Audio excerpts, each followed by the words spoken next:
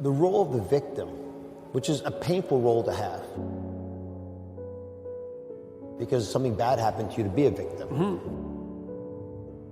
But it's something that society struggles with. What about people who feel like they're a victim? They're right. They're victimizers too. Like, everybody is a strange mixture of victim and victimizer. Lots of terrible things happen to people that aren't justifiable in some sense. You know, well, illness strikes people randomly. I mean, not entirely randomly, obviously, but there's a large random element in it, where you're thrown into existence as a consequence of your birth.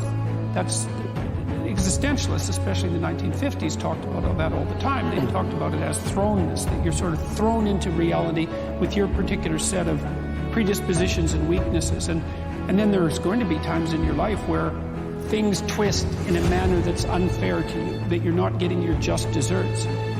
But that goes along with all sorts of unequally distributed privileges as well. And so that's the arbitrary nature of existence.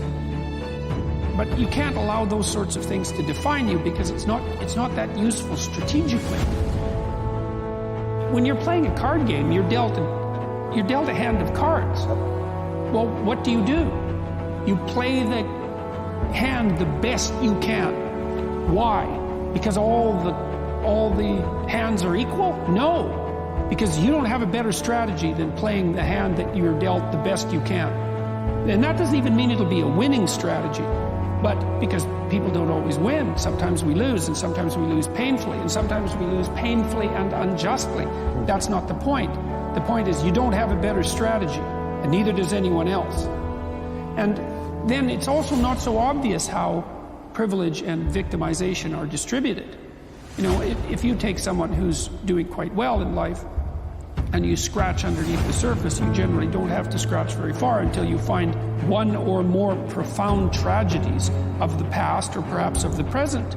You know, and no matter how well protected you are in the world, you're still subject to illness, you're still subject to aging, you're still subject to the dissolution of your relationships, the death of your dreams, death itself. So vulnerability is built into the structure of existence. Now, if you start to regard yourself as a hapless victim, or even worse, an unfairly victimized victim, well, then things go very badly sideways for you. It's not a good strategy.